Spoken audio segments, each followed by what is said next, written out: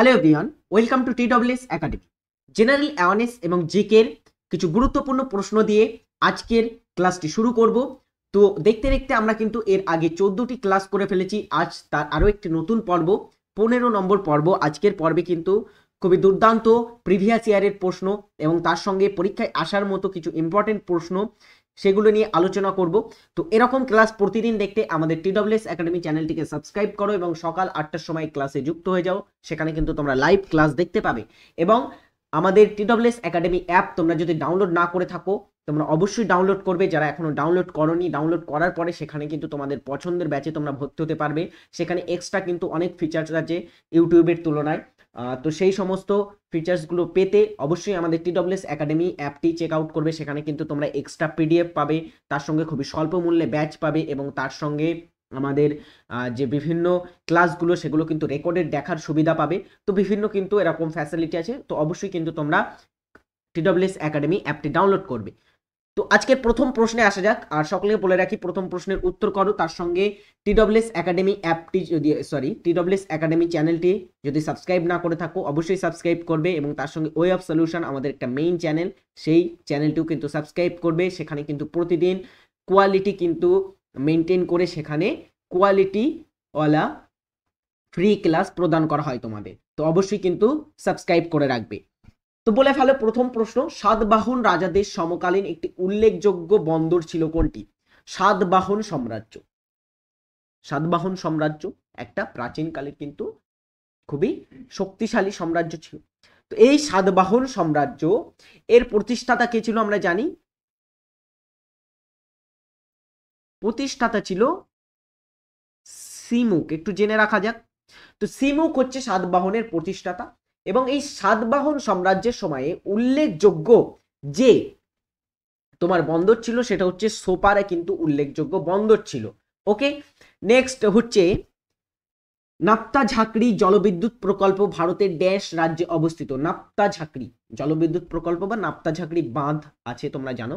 তো এটা কিন্তু জলবিদ্যুৎ প্রকল্পের কারণেই, জলবিদ্যুৎ উৎপাদনের কারণেই কিন্তু বিশেষ করে এটা বিখ্যাত। তো এই জলবিদ্যুৎ প্রকল্পটি ড্যাশ রাজ্যে অবস্থিত। তো জলবিদ্যুৎ প্রকল্প যখন আমরা জানবো, প্রথমে আমরা দেখবো সেই জলবিদ্যুৎ প্রকল্প কোন বাঁধের উপর নির্মিত হয়েছে, কোন তোমার হচ্ছে নদীর উপরে সেই বাঁধটি অবস্থিত বা জলবিদ্যুৎ প্রকল্পটি অবস্থিত। তার সঙ্গে আমরা দেখব কোন রাজ্যে অবস্থিত।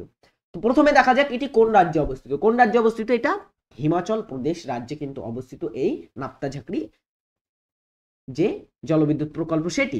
এটা কোন নদীর উপরে আমরা যদি একটু দেখি তাহলে নদী হচ্ছে শতদ্রু। কোন নদীর উপরে? শতদ্রু নদীর উপরে এটা অবস্থিত। পরবর্তী প্রশ্ন হচ্ছে ভারতের সুপ্রিম কোর্টের প্রথম মহিলা বিচারক কে ছিলেন? বলে ফেলো। ভারতের যে সুপ্রিম কোর্টের প্রথম মহিলা বিচারক কে ছিলেন? বিচারপতি লীলা শেঠ, বিচারপতি আন্না চন্ডী, বিচারপতি এম ফাতিমা বেবি আর বিচারপতি মেরি জোসেফ। দেখা মাত্রই উত্তর করতে হবে কারণ খুবই সহজ প্রশ্ন। এটা হচ্ছে এম ফাতিমা বিবি বিচারপতি, তিনি কিন্তু প্রথম মহিলা বিচারক ছিলেন সুপ্রিম কোর্টের। নেক্সট হচ্ছে কে খালসা প্রবর্তন করেন? খালসা প্রথা একটা প্রথা এটা।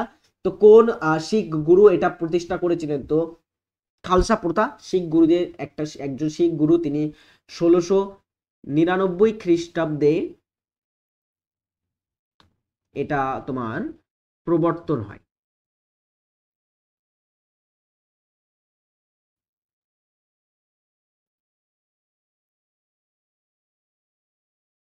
তো এটা তোমার হচ্ছে কি প্রবর্তন করেছিলেন? তিনি হচ্ছেন গুরু গোবিন্দ সিং। কে ছিলেন গুরু গোবিন্দ সিং? দশম শিখ গুরু। তাহলে দশম শিখ গুরু গুরু গোবিন্দ সিং তিনি কিন্তু এই খালসা প্রথার প্রবর্তন করেন। নেক্সট হচ্ছে কয়না, তুঙ্গভদ্রা, ভীমা নদী কোন নদীর উপনদী? তো এই সমস্ত নদী কয়না, তুঙ্গভদ্রা, ভীমা প্রভৃতি কিন্তু একটা নদীর, নিম্নলিখিত একটা নদীর কিন্তু উপনদী, বিখ্যাত উপনদী। তো এগুলি কোন নদী? তুঙ্গভদ্রা নামটা যেখানে আছে তো প্রথমেই কিন্তু কার নাম আসে তুঙ্গভদ্রার ক্ষেত্রে? তুঙ্গভদ্রা হচ্ছে কৃষ্ণার উপনদী। তাহলে আমরা কিন্তু অন্যদিকে আর চোখ ফেরাবো না। কয়না, ভীমা এগুলি যদি নাও জানো, তুঙ্গভদ্রাটা জেনে রাখো, এটা হচ্ছে কৃষ্ণার একটি উপনদী। তো তুঙ্গভদ্রা অনুযায়ী অপশন ডি আমরা অ্যান্সার করছি কয়না, তুঙ্গভদ্রা, ভীমা, মুসি প্রভৃতি হচ্ছে কার উপনদী? এগুলি হচ্ছে কৃষ্ণার উপনদী। তাপ্তির যদি কিছু উপনদীর কথা বলা হয়, তাপ্তি এবং নর্মদা এই দুটি হচ্ছে পশ্চিম বাহিনী নদী, তোমরা জানো। তো এই পশ্চিম বাহিনী নদী দুটির যদি উপনদীর কথা বলা হয়, তাপ্তির উপনদী আছে বেতুল, বেতুল, শিপ্রা, পূর্ণা প্রভৃতি হচ্ছে কার উপনদী? এগুলি হচ্ছে নর্মদা, সরি নর্মদা নয়, এটা তাপ্তির উপনদী এগুলি। আর নর্মদার উপনদীর যদি কথা বলা হয়, নর্মদার উপনদী আছে তোমার কি? হিরণ, হিরণ, বর্ণা প্রভৃতি হচ্ছে নর্মদার কিন্তু কিছু উপনদী। ওকে, আর গোদাবরীর উপনদী এটা তোমরা সকলে হয়তো নামটা শুনেছো, কার নাম? মঞ্জিরা, মঞ্জিরা নামটা নিশ্চয়ই শুনেছো। তার সঙ্গে তোমার আছে পেনগঙ্গা, অনেকবার বলেছি এটা, পেনগঙ্গা, ওয়ার্ধা, ওয়েনগঙ্গা প্রভৃতি হচ্ছে কিন্তু গোদাবরীর কিছু উপনদী। ওকে, নেক্সট প্রশ্নে আসা যাক। নিম্নের কে আগ্রা শহর স্থাপন করেছিলেন? আগ্রা শহর কোথায় অবস্থিত? আগ্রা শহর উত্তরপ্রদেশে অবস্থিত। তো এই আগ্রা শহর একটা সময় কিন্তু মুঘলদের কিন্তু খুবই উল্লেখযোগ্য শহর ছিল আগ্রা শহর, মুঘলদের এক সময় পর্যন্ত কিন্তু রাজধানীও ছিল। তো এই আগ্রা শহরটি কে স্থাপন করেছিলেন? এটা স্থাপন করেছিলেন একজন কিন্তু দিল্লির সুলতান, সুলতানি যুগের একজন শাসক এটা স্থাপন করেছিলেন, মুঘলদের দ্বারা স্থাপিত হয়নি।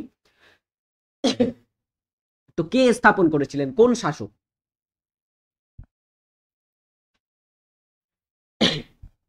দেখো সঠিক উত্তর হবে কে?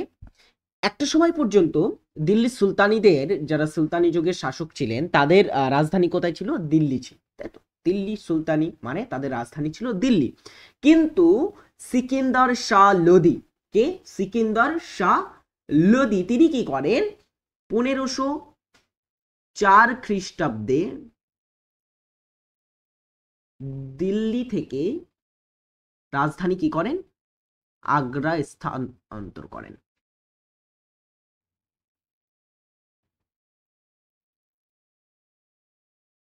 তো এই সিকিন্দার শাহ লোদিকে বলা হয় কি আগ্রা শহরের স্থাপনকর্তা, বা তিনি কিন্তু স্থাপন করেছিলেন। তো সঠিক উত্তর হবে সিকিন্দার লোদি, অপশন সি।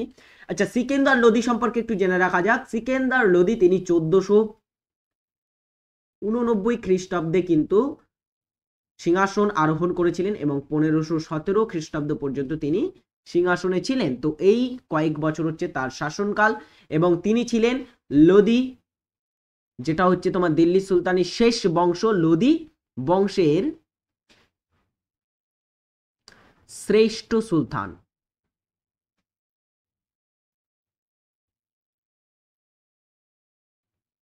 ওকে, তো লোদি বংশের শ্রেষ্ঠ সুলতান কি? সিকিন্দার শাহ লোদি। ওকে, পরবর্তী প্রশ্ন। ভারতের যুক্তরাষ্ট্রীয় বিচারালয় গঠিত হয়েছিল কোন সালের আইনে? ভারতে যুক্তরাষ্ট্রীয় যে বিচারালয় সেটা গঠন হয়েছিল কোন সালের আইনে? 1891, 1909, 1919 আর 1935। তো সঠিক উত্তর করো সকলে এটা। ভারতের যুক্তরাষ্ট্রীয় বিচারালয় গঠিত হয়েছিল 1935-এর ভারত শাসন আইনে। নেক্সট, কোন রাজ্যকে ভাগ করে গুজরাট ও মহারাষ্ট্র নামের এই দুটি রাজ্যের সৃষ্টি করা হয়? তো গুজরাট ও মহারাষ্ট্র বর্তমানে দুটি কিন্তু রাজ্য, আলাদা আলাদা রাজ্য, কিন্তু একটা সময় পর্যন্ত এই দুটি কিন্তু আলাদা রাজ্য ছিল না। এই দুটি একটা প্রেসিডেন্সি, তৎকালীন সময়ে তোমরা জানো যে ইংরেজদের সময়ে তারা কিন্তু যখন শাসন করতো, তারা বৃহৎ বৃহৎ কিন্তু কয়েকটি প্রেসিডেন্সিতে ভারতকে বিভক্ত করেছিল, মাদ্রাজ, বোম্বে এবং তারপরে হচ্ছে তোমার বাংলা। তো বাংলা ছিল সবচেয়ে বড় প্রেসিডেন্সি।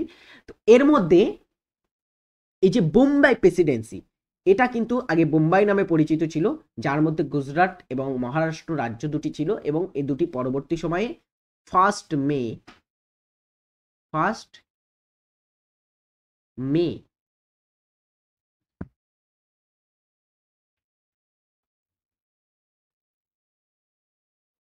1960-তে কি করা হয়?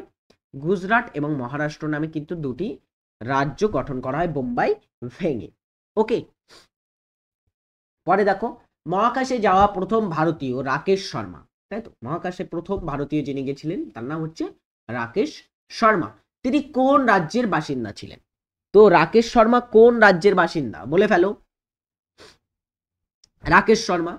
এবারে আমরা দেখি, তোমরা উত্তর করো, তার সঙ্গে আমরা দেখি যে রাকেশ শর্মা কবে মহাকাশে গেছিল। 1948 সালে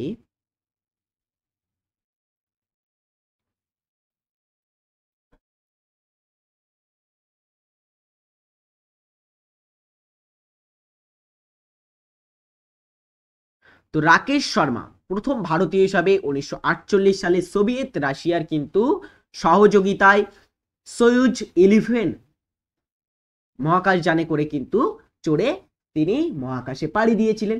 এবং তিনি ছিলেন কোথাকার বাসিন্দা, কোন রাজ্যের বাসিন্দা? তিনি হচ্ছেন, সঠিক উত্তর হবে পাঞ্জাব রাজ্যের কিন্তু বাসিন্দা। ওকে, নেক্সট, রাষ্ট্রকূট বংশের প্রতিষ্ঠাতা কে ছিলেন? রাষ্ট্রকূট বংশ 753 খ্রিস্টাব্দে রাষ্ট্রকূট বংশের প্রতিষ্ঠা হয়।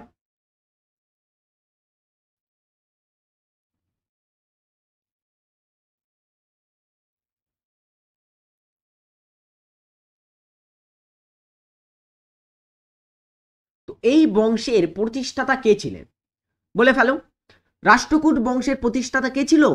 সেটা হচ্ছে দন্তি দুর্গ, তিনি কিন্তু ছিলেন রাষ্ট্রকূট বংশের প্রতিষ্ঠাতা। নেক্সট, FAO এর সদর দপ্তর কোথায় অবস্থিত? FAO, food and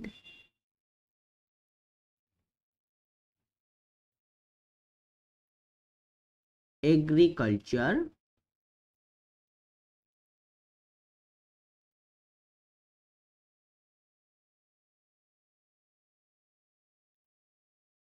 food and agriculture organisation, যেটাকে আমরা FAO সংক্ষেপে কিন্তু চিনি।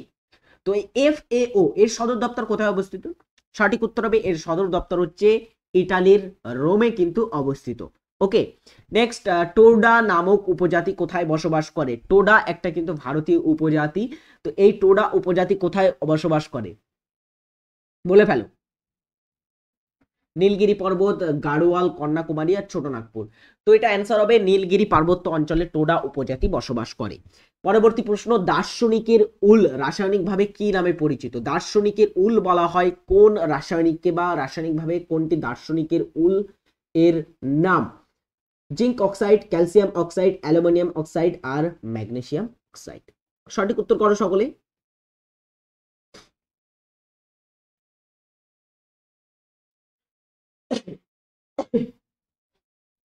দেখো, সঠিক উত্তর কি হবে? দার্শনিকের উল নামে পরিচিত, সেটা হচ্ছে জিঙ্ক অক্সাইড, ZnO, এটা হচ্ছে দার্শনিকের উল নামে কিন্তু পরিচিত। পরে হচ্ছে ম্যারি কুরি, কে ছিলেন? ম্যারি কুরি নোবেল বিজেতা ছিলেন, প্রথম মহিলা নোবেল বিজেতা।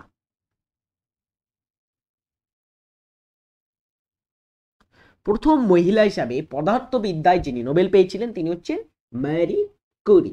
ওকে, তো তিনি প্রথম 1903 সালে কিন্তু নোবেল পুরস্কার পেয়েছিলেন একটা ক্ষেত্রে। পরবর্তীতে তিনি আরো একবার নোবেল পুরস্কার পেয়েছিলেন 1911 সালে কিন্তু তিনি নোবেল পুরস্কার পেয়েছিলেন দ্বিতীয়বারের জন্য। তিনি সেটা কোন ক্ষেত্রে পেয়েছিলেন? তো ম্যারি কুরি সেই সমস্ত ব্যক্তিদের মধ্যে যারা দুবার নোবেল পুরস্কার পেয়েছিলেন। আরেকটা জিনিস যদি না জেনে থাকো, ম্যারি কুরি এবং তার মানে যিনি জীবন সঙ্গিনী ছিলেন পিয়েরে কুরি, তিনি কি করেছিলেন? তিনিও কিন্তু 1903 সালে পদার্থবিদ্যায় তার সঙ্গে, এই ম্যারি কুরির সঙ্গে কিন্তু নোবেল পুরস্কার পেয়েছিলেন। ওকে, তা প্রথম দম্পতি হিসাবে কিন্তু তারা নোবেল পুরস্কার লাভ করেছে, ম্যারি কুরি এবং পিয়েরে কুরি। এবং তার সঙ্গে এই মেরি কুরি পরবর্তীতে এককভাবে আবার নোবেল পুরস্কার পান 1911 সালে। সেটা কবে এবং কোন ক্ষেত্রে? সেটা হচ্ছে রসায়ন বিদ্যায়। তিনি পদার্থবিদ্যায় একবার পেয়েছেন, রসায়ন বিদ্যায় কিন্তু একবার পেয়েছেন।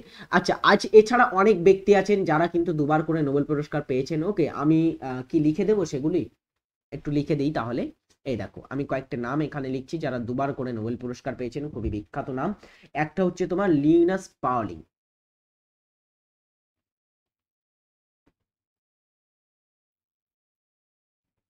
লিওনাস পাউলিং তিনি নোবেল পুরস্কার পেয়েছেন। তার সঙ্গে পেয়েছেন তোমার জন বার্ডিন। জন বার্ডিন পেয়েছেন দুইবার নোবেল পুরস্কার। আর একজন পেয়েছেন ফ্রেডরিক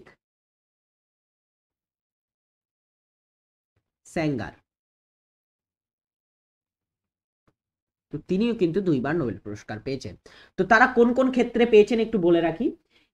অ্যাকচুয়ালি প্রশ্নটি এরকম ছিল, এখানে প্রশ্নটি আমি ঘুরিয়ে তৈরি করেছি। এখানে ছিল লিওনাস পাউলিং, তিনি 2বার নোবেল পুরস্কার পেয়েছেন, কোন কোন ক্ষেত্রে পেয়েছেন, ঠিক আছে। তো এটা ডব্লিউবিসিএস এসেছিল, কিন্তু আমি এটা ঘুরিয়ে দিয়েছি কারণ ঘুরিয়ে আসতে পারে পরীক্ষায় প্রশ্ন। ওকে, তো লিওনাস পাউলিং তিনি 2বার নোবেল পুরস্কার পেয়েছেন। একটা হচ্ছে রসায়নবিদ্যায়, রসায়নে নোবেল পুরস্কার পান, যেটা হচ্ছে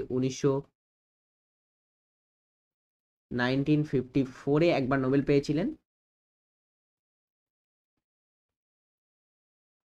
আর একবার তিনি পেয়েছিলেন শান্তিতে। একটু ডিটেলসে যায়, এটা শান্তিতে পেয়েছিলেন কবে? 1962-তে তিনি শান্তিতে নোবেল পুরস্কার পান।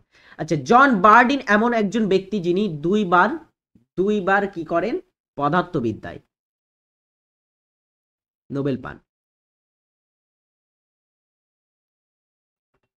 তো 2বার পদার্থবিদ্যায় নোবেল পাওয়া একমাত্র ব্যক্তি তিনি হচ্ছেন জন বার্ডিন।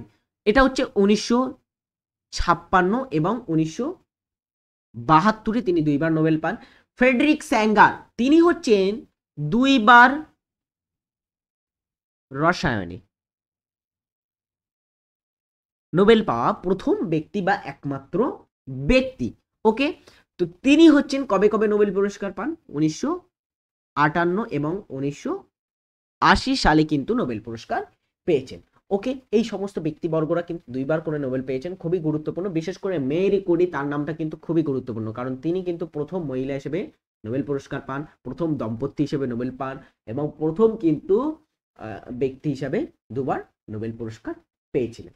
ওকে, পরের প্রশ্ন, কত সালে পশ্চিমবঙ্গের, আবার একটি সাল সম্পর্কিত প্রশ্ন, কত সালে পশ্চিমবঙ্গের পশ্চিম দিনাজপুর জেলাটি উত্তর দিনাজপুর ও দক্ষিণ দিনাজপুর নামে 2টি জেলায় বিভক্ত হয়?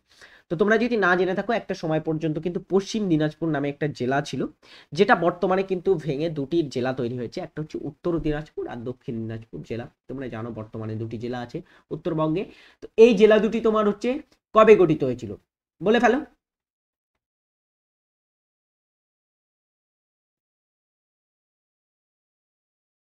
কবে বলো? এটা হচ্ছে 1992 সালে কিন্তু গঠন হয়েছিল। নেক্সট, সিরাজ উদ্দৌলা কত সালে সিংহাসনে বসেন? সিরাজ উদ্দৌলা বাংলার শেষ স্বাধীন নবাব, তাই তো?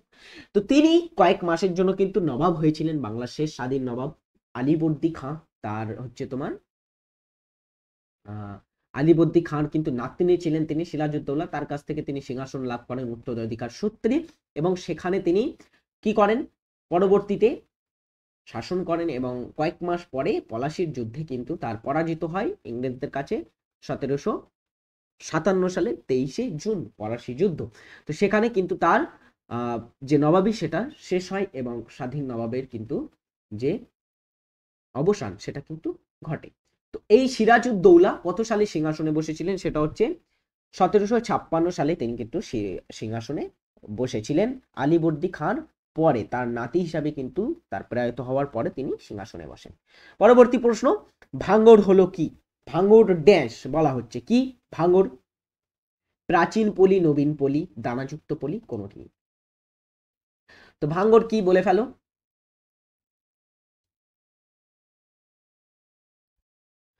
ভাঙড় হচ্ছে কি? ভাঙড় হচ্ছে প্রাচীন পলি। প্রাচীন পলিকে কিন্তু ভাঙড় বলা হয়, আর নবীন পলিকে বলা হয় খাদার বলা হয়। আর এগুলিকে পাঞ্জাবে আবার অপর নামে ডাকা হয়। পাঞ্জাবে বলা হয় কি? পাঞ্জাবে এই প্রাচীন পলিকে আবার বলা হয়ে থাকে, প্রাচীন পলিকে বলা হয় পাঞ্জাবে কি? পাঞ্জাবে বলা হয় প্রাচীন পলিকে ধায়া। আর এই খাদারকে বলা হয়ে থাকে কি, বা নবীন পলিকে বলা হয়ে থাকে পাঞ্জাবে বেট। তো ধায়া এবং বেট সম্পর্কেও তোমরা তাহলে একটু জেনে রাখো। নেক্সট, মগধের কোন শাসক সেনিয়া নামে পরিচিত ছিলেন? সেনিয়া উপাধি কোন শাসক গ্রহণ করেছিলেন? বিম্বিসার, অজাতশত্রু, মহাপদ্মনন্দ আর চন্দ্রগুপ্ত মৌর্য। খুবই গুরুত্বপূর্ণ। সেনিয়া বা এটাকে আমরা শ্রেণিকও বলতে পারি, সেনিয়া বা শ্রেণিক কিন্তু একই জিনিস। হ্যাঁ, তো এই উপাধি কে নিয়েছিলেন? তিনি হচ্ছেন মগধের প্রথম বংশ, হর্ষঙ্ক বংশ, সেই বংশের প্রতিষ্ঠাতা কে ছিলেন? বিম্বিসার। সেই বিম্বিসার কিন্তু এই শ্রেণিক উপাধি বা শ্রেণিয়া উপাধি নিয়েছিলেন। নেক্সট, আলথিং কোন দেশের পার্লামেন্ট? আলথিং কোন দেশের পার্লামেন্ট বলে ফেলো, ইম্পর্টেন্ট একটা প্রশ্ন। আলথিং কোন দেশের পার্লামেন্ট?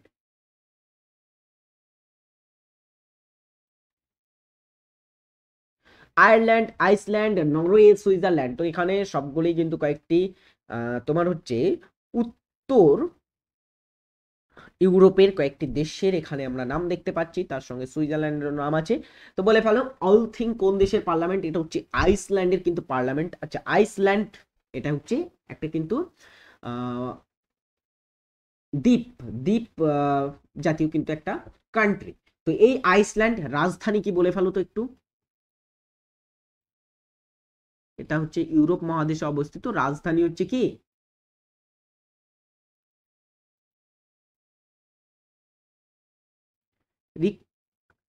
রিকজাভিক। ওকে, রিকজাভিক হচ্ছে আয়ারল্যান্ডের আইসল্যান্ডের রাজধানী। ওকে, আয়ারল্যান্ডের ডাবলিন। ওকে, নেক্সট, পাইক বিদ্রোহ কবে শুরু হয়েছিল? পাইক বিদ্রোহ, আচ্ছা পাইক বিদ্রোহ একটা ঐতিহাসিক বিদ্রোহ ছিল। পাইক বিদ্রোহ বা এটাকে আমরা আরেকটি নামে চিনি, এটা হচ্ছে খুরদা বিদ্রোহ। কারণ খুরদা একটা অঞ্চল, বলছি আমি এখানে আগে লিখে নিই। দেখো, খুরদা বিদ্রোহ বলা হয়ে থাকে পাইক বিদ্রোহকে। তো পাইক বিদ্রোহটা কি আসলে একটু বলি।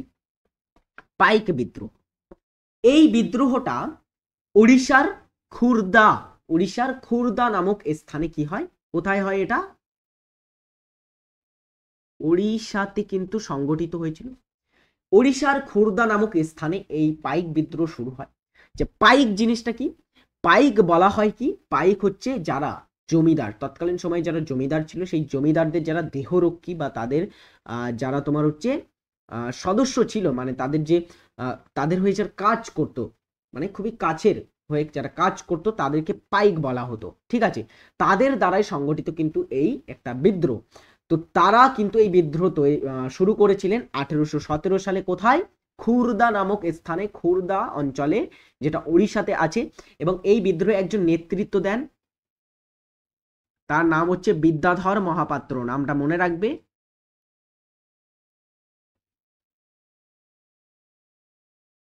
বিদ্যাধর মহাপাত্রের নেতৃত্বে তারা নেতৃত্ব দিচ্ছে। পরের প্রশ্ন দেখো, এটা একটা প্রিভিয়াস ইয়ারের প্রশ্ন।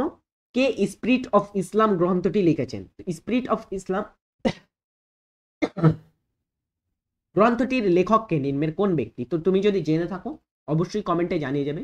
প্রিভিয়াস ইয়ারের প্রশ্ন অবশ্যই কিন্তু তোমাদের করা উচিত। ঠিক আছে, পরবর্তী প্রশ্নে আসি। নিম্নের কোন বিখ্যাত ব্যক্তির সমাধিস্থল দিল্লির মেহরাউলিতে অবস্থিত? কোন ব্যক্তির সমাধিস্থল টম্ব অবস্থিত দিল্লির মেহরাউলি? তো প্রথমে দেখা যাক আকবর, দ্য গ্রেট আকবর। আকবরের তোমার সমাধি কোথায়? আকবরের সমাধি হচ্ছে আগ্রার তোমার হচ্ছে উত্তরপ্রদেশের যে সিকান্দ্রা, সিকান্দ্রাতে অবস্থিত আকবরের সমাধি। শের শাহের সমাধি কোথায়? বিহারের সাসারাম, সাসারামে অবস্থিত এই তোমার হচ্ছে শের শাহের সমাধি। এবং আলাউদ্দিন খলজি, তার সমাধি কোথায়? আলাউদ্দিন খলজির সমাধি হচ্ছে দিল্লির মেহরাউলিতে। ওকে, আর কুতুবুদ্দিন আইবক, তুমি কুতুবুদ্দিন আইবক 1210 সালে তিনি সেই ঘোড়ার পিঠ থেকে পড়ে মারা গেছিলেন, তাই তো? তো তিনি, তার সমাধি হচ্ছে লাহোরে। ওকে, পরবর্তী প্রশ্ন। ভারতের প্রথম সংবাদপত্র কোনটি? ভারতের প্রথম সংবাদপত্র কোনটি নিম্নের? Peking gazette, Bengal gazette, English Times আর দৈনিক জাগরণ। তো ভারতের প্রথম যেটা সংবাদপত্র সেটা হচ্ছে বেঙ্গল গ্যাজেট, অপশন বি সঠিক উত্তর হবে। তো বেঙ্গল গ্যাজেট যেটা তোমার হচ্ছে কবে বলতো প্রকাশিত হয়? প্রকাশিত হয় কবে? প্রকাশক কে বলে ফেলো।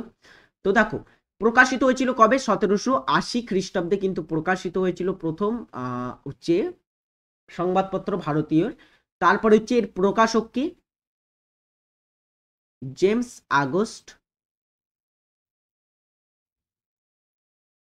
হিকি। ওই জন্য এটাকে কিন্তু হিকির গ্যাজেটও বলা হয়ে থাকে। ওকে, নেক্সট, এশিয়ার সবচেয়ে পুরনো স্টক এক্সচেঞ্জ কত সালে গঠিত হয়? এশিয়ার সবচেয়ে পুরনো স্টক এক্সচেঞ্জ সেটা কোনটি আসলে, সেটা আমরা একটু জেনে রাখবো। এশিয়ার সবচেয়ে পুরনো স্টক এক্সচেঞ্জ সেটা কবে প্রতিষ্ঠিত হয় সেটা তোমরা কমেন্টে অবশ্যই উত্তর করবে। তার সঙ্গে বলো এশিয়ার সবচেয়ে পুরনো স্টক এক্সচেঞ্জ কোনটি? তো সেটা হচ্ছে বিএসই, যেটাকে আমরা বলে থাকি বোম্বে স্টক এক্সচেঞ্জ।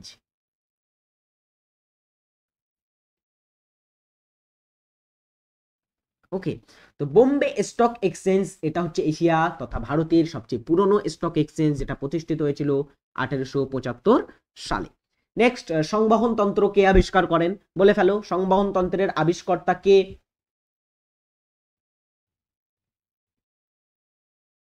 সঠিক উত্তর হবে কে? Option C, William Harvey.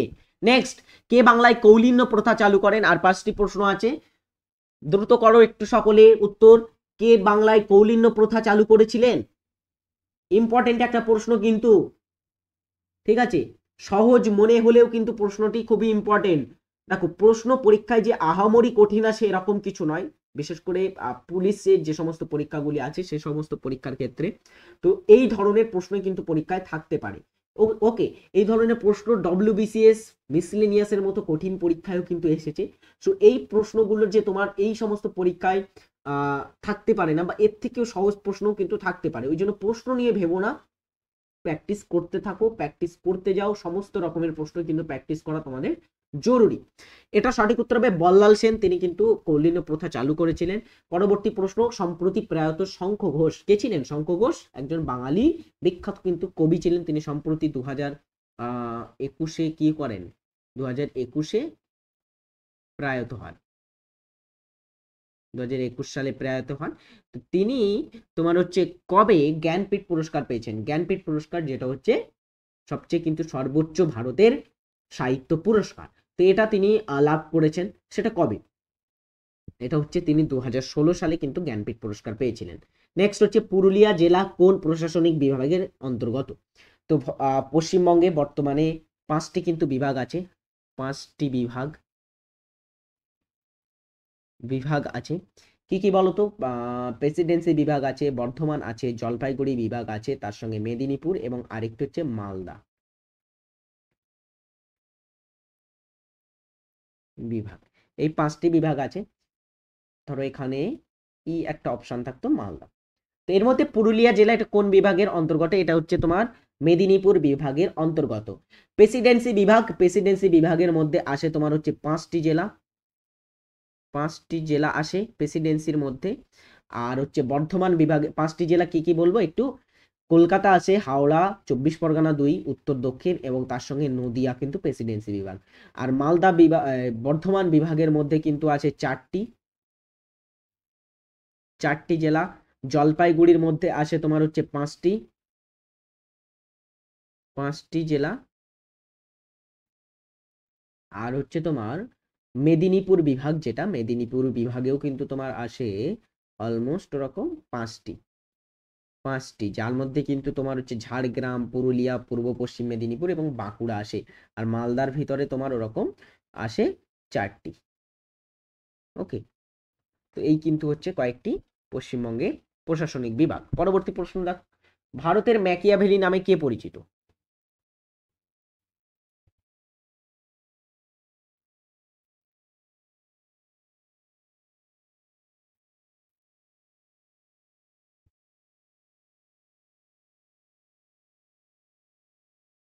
ভারতের ম্যাকিয়াভেলি কাকে বলে? তো ম্যাকিয়াভেলি, নিক্কোলো ম্যাকিয়াভেলি, তিনি একজন কিন্তু ইটালিয়ান একজন নবজাগরক ছিলেন, তিনি একজন ইটালিয়ান দার্শনিক ছিলেন, একজন কিন্তু রাজনীতিবিদ তিনি ছিলেন। তো এই তোমার হচ্ছে ম্যাকিয়াভেলি, ভারতের ম্যাকিয়াভেলি নামে কে পরিচিত? সেটা হচ্ছে কৌটিল্য কিন্তু ভারতের ম্যাকিয়াভেলি নামে পরিচিত। নেক্সট হচ্ছে, কত বছর অন্তর অর্থ কমিশন গঠন হয়? 280 নম্বর ধারা সংবিধানের অর্থ কমিশন। তো কত বছর অন্তর গঠন হয় বলো? এটা একটা সাংবিধানিক সংস্থা, রাষ্ট্রপতি গঠন করে থাকেন, একজন চেয়ারম্যান এবং 4জন সাধারণ সদস্য নিয়ে। তো এটি কত বছর অন্তর গঠন হয়? কমিশন, অর্থ কমিশন নিযুক্ত হয় 5 বছর অন্তর। ওকে, নেক্সট হচ্ছে কোন সরীসৃপের 4 প্রকোষ্ঠযুক্ত হৃৎপিণ্ড আছে? হৃৎপিণ্ড আছে কোন সরীসৃপের 4 প্রকোষ্ঠযুক্ত? আচ্ছা, একটা জিনিস জেনে রাখো, স্তন্যপায়ী প্রাণীদের শুধুমাত্র 4 স্তন্যপায়ী প্রাণী এবং যে সমস্ত পাখি এবং ওগুলি আছে তাদের কিন্তু 4 প্রকোষ্ঠযুক্ত, দুটি অলিন্দ এবং দুটি নিলয় নিয়ে কিন্তু গঠিত 4 প্রকোষ্ঠযুক্ত হৃৎপিণ্ড আছে। কিন্তু সরীসৃপদের 3 প্রকোষ্ঠযুক্ত কিন্তু হৃৎপিণ্ড থাকে, আর মাছেদের ক্ষেত্রে কিন্তু 2 প্রকোষ্ঠযুক্ত থাকে। ওকে, তো এই সরীসৃপদের মধ্যে একমাত্র একটি সরীসৃপ যেটা কিন্তু তোমার হচ্ছে আলাদা, কুমিরের 4টি কিন্তু প্রকোষ্ঠ থাকে হৃৎপিণ্ডে। ওকে, তো এই হচ্ছে কিন্তু আজকের ক্লাস। তোমাদের কয়েকটি প্রশ্ন নিয়ে আলোচনা করলাম, গুরুত্বপূর্ণ প্রশ্ন, পরীক্ষায় আসার মতো প্রশ্ন। আশা করি তোমরা উপভোগ করলে ক্লাসটি, আর খুবই ভালো লাগলো তোমাদের। প্রতিদিন এরকম ক্লাস পেতে আমাদের TWS একাডেমি চ্যানেলটিকে সাবস্ক্রাইব করো। তার সঙ্গে আমাদের আরো বেটার ক্লাস করতে আমাদের যে TWS একাডেমি অ্যাপ আছে সেটা অবশ্যই তোমরা ডাউনলোড করতে পারো। ডাউনলোড করে সেখানে কিন্তু তোমরা ক্লাস দেখতে পারো। ওকে, সকলে ভালো থাকবে, সুস্থ থাকবে, নিজে খেয়াল রাখবে, টাটা।